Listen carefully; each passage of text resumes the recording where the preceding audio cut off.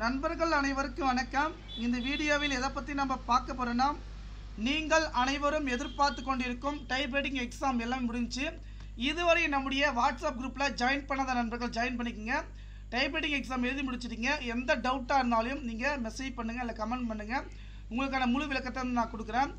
Typewriting எக்ஸாமை பொறுத்த வரைக்கும் வந்து பார்த்தீங்கன்னா, நீங்கள் பாஸ் பண்ணணும் அப்படின்னு பார்த்தீங்கன்னா சீனியரில் 43 ஓகேங்களா, 43 மிஸ்டேக்ஸ்குள்ளே இருந்தால் நீங்கள் பாஸ் பண்ணலாம். ஓகேங்களா, 43 மிஸ்டேக்ஸ்குள்ளே இருந்தால் வந்து பார்த்தீங்கன்னா நீங்கள் பாஸ் பண்ணலாம்.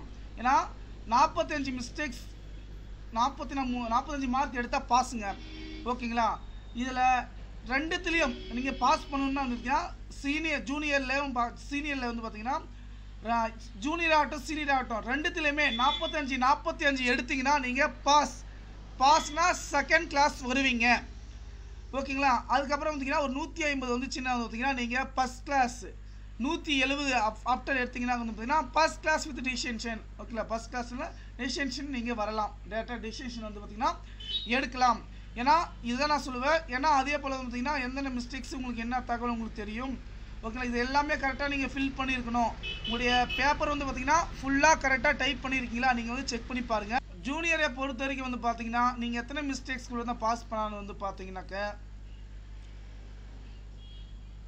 நீங்கள் 45 மார்க் எடுக்கணும். ஓகேங்களா, அந்த 45 மார்க்குக்கு வந்து பார்த்தீங்கன்னா இது ஹை ஸ்பீடு. ஓகேங்களா, ஓகே, இது வந்து ஜூனியர்.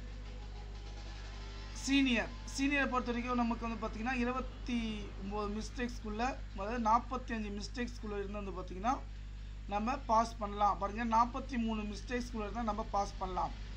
அதே வந்து பார்த்தீங்கன்னா ஜூனியரை பொறுத்த வரைக்கும் 28 மிஸ்டேக்ஸ்குள்ளே இருந்தால் மட்டும்தான் பாஸ் பண்ண முடியும். ஏன்னா 1.8 ஓகேங்களா, 1.8 இதுக்குள்ளே இருந்தால் மட்டும் தான் நீங்கள் பாஸ் பண்ண முடியுங்க.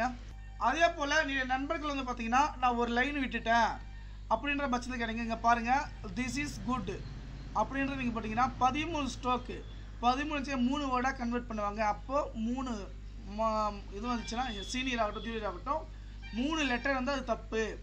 அப்போது இந்த ஒரு லைன் வருது. ஓகேங்களா, ஒரு லைன் வந்துருச்சுன்னா இதில் 50 வந்தால் 25 எடுத்துப்பாங்க. 2ஆல் டிவைட் பண்ணி 25 எடுத்துக்கின்னு அந்த 25 வேர்டை டிவைட் பண்ணுவாங்க. ஓகேங்களா, புரிஞ்சா இல்லைங்களா? அதுதாங்க, வேறு எதுவுமே கிடையாது. விடப்பட்ட ஒரு மிஸ்டேக்ஸ் ஸ்ட்ரோக் கொண்டது சொல் என்ற சொல்கிறாங்க. வேறு எதுவுமே கிடையாது. ஒரே சொல் பல்வேறு பிழை, ஒரே சொல் பல்வேறு இருந்ததுன்னா அது வந்து தப்பாக கருதப்படாது. ஏன்னா மிஷின் ப்ராப்ளம், அதுக்கு மதிப்பீடு எதுவும் குறைக்க கூடாது என சொல்லியிருக்காங்க. ஓகே, தகவல் பயிர்ந்தாங்கன்னா டிஸ்கிரிப்ஷன் நம்பர் கொடுத்துருக்கேன், வாட்ஸ்அப் குரூப்புக்கு செக் பண்ணி பார்த்துக்கங்க.